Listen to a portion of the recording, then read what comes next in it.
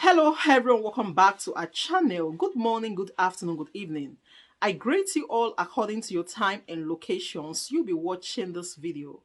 Yes, my dear viewers, I am back again with another update. So guys, I have a video here I would like we all to watch. But before then, if you're meeting my channel for the very first time, you're highly welcome.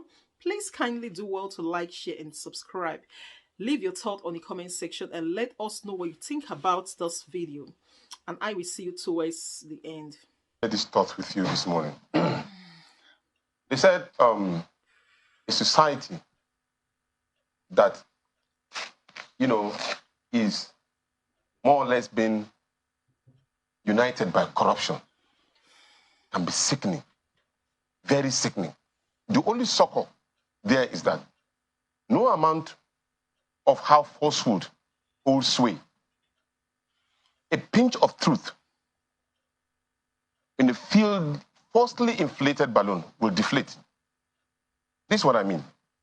We have a government of a political party that has promised a lot of things throughout its tenure of that particular party.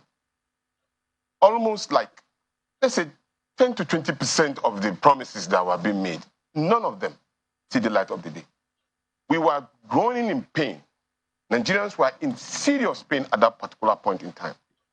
What we have now is a government that is not prepared, ab initio, knowing fully well the challenges that the former government has put Nigerians into. It now double its pain and pang within a short period of time.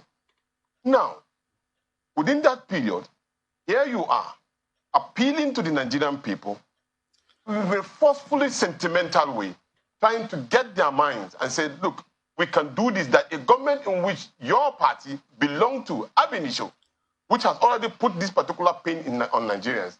Now you are now clamoring, giving them a watery and, appealing statements that you're going to do A, B, C, D, exonerating yourself in a way from the pain and pang that's already been inflicted on the Nigerian people, and providing, with all due respect, forceful presentation that can put a lot of people in a lot of danger. I am not really surprised because, like you said, these are some of the things that they are used to doing, giving Nigerians hope and dashing it at the last minute. What part is false here? Good. Now, when you say you are going to build, you are going to do A, B, C, D, the question you want to ask is that this humongous sum of money already, at the first place, has it even been budgeted for? Is it part of the budget that you are going to use, or you are going to present another supplementary budget to take care of this particular large sum of money that you want to do to the Nigerian people? And what are the time frames? How do you intend to execute this within the short period of time? The salary that you are trying to tell the Nigerian civil servant that it is coming, how long is it going to come? We are all witness to what has happened with the ASU. All of the things that have happened with the Nigerian Labour Congress within the years, none of them have been actually seen the light of the day. And then here you are now trying to use a kind of a sweet-coated word in order to dampen the spirit of the Nigerian people. What part are you asking if it's been budgeted for? Because I see here where he says, our plan to support cultivation of 500,000 hectares of farmland all year round, that's a farming practice, remains on course. To be specific, 200 billion naira out of the 500 billion naira approved by the National Assembly will be disbursed as follows. And he gives the breakdown of how that will be. So this has been approved by the National Assembly. So approved by the National Assembly. I'm talking about the total amount of 125 billion naira, if I'm not mistaken. That's all a large sum of money. It's a large sum of money. And how do we intend to, where are the source of this particular money? How do we intend to appropriate them according to the interests of the Nigerian people? This has to be justified.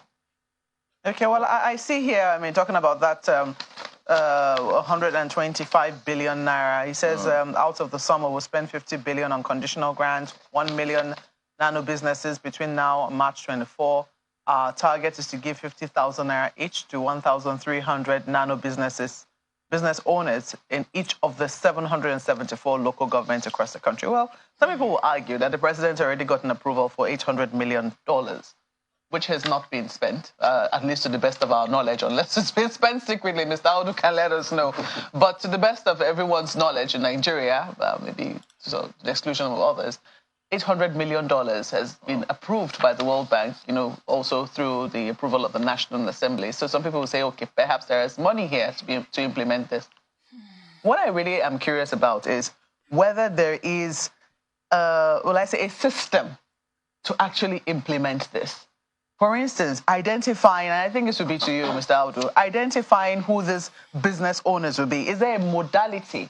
Are we clear on that? Because part of what has really agitated the minds of many Nigerians, initially when the president said they're going to give 8,000 naira to 12 million households, a lot of people said, look, it's not like as if it's a bad plan. First, 8,000 naira is very little money. But from our experience, it has not been distributed in a fair and equitable manner, in a way that people can say, oh, yes, indeed. Even if it was not a lot, people actually did get these monies. And that's been the concern. So for a number of people, how do we know that this will not be subject, once again, to corruption, to squandering? Are there clear modalities by which businesses that do qualify for these grants and for these loans are able to get them? Do you have any confidence that our system can actually support the implementation of this? Yes, I mean, it's understandable that we have concerns, we have doubts. I mean, like I said earlier, from where we're coming from, it will be very, unhealthy to not expect such concerns. But now let me talk about what you mentioned earlier. We have the vulnerable sectors in our system that are largely undocumented, let alone banked.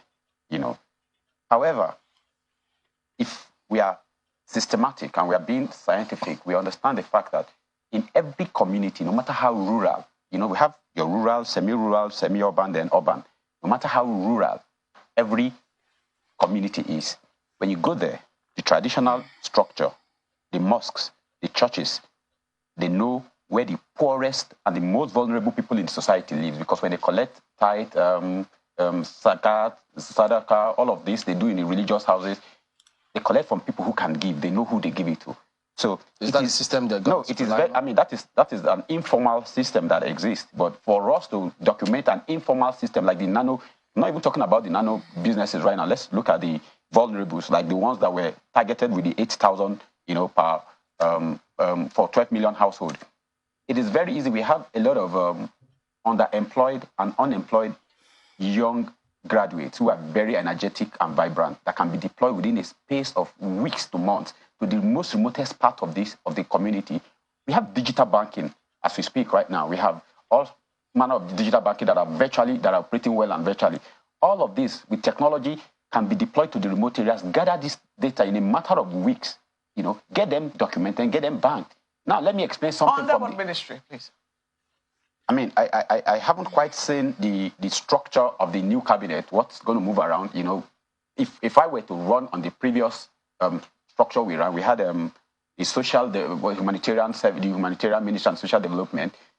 I mean, the Ministry of Youth and Sport Development, can come in here. The Ministry of Labor, can come in here. The whole lot of ministry, it's a project. Right now we are in a crisis, and it's a project that will involve a lot of, you're going to put up a project team that will involve a lot of traditional systems. That the goal is to get to these people, these vulnerable people, get them documented. Now, 12 million households, even though that's being reviewed as we speak, 12 million households, if we look at the average membership of a household in such vulnerable areas, we look at 2 to 3 per household. I don't want to dwell on that because it's been reviewed, so we never can tell. Okay, now let's go back to the 50 billion unconditional grant to 1 million nano businesses. Good. Between now and March 2024. Good. But you sound as though there isn't any concrete plan yet. No. To implement this. No. What I'm saying, implementation is what hasn't taken place. There is a plan. This is a plan. What he has said is a plan. There are other plans that have not been revealed, that couldn't have been revealed in his speech. What is left is implementation. Okay, let me come to other guests here. Let me quickly ask you about, you mentioned how this is putting a lot of people in danger. I wasn't quite certain what you were talking about when you said that. Well, what I'm trying to say is that a lot of hope will be built. I'm thinking that probably, yes, something good is coming to the Nigerian people, and everybody will now be well structured and start thinking that it's possible. And then before you knew it, you found yourself in a ditch, because the promises that have already been done in the past have not been fulfilled.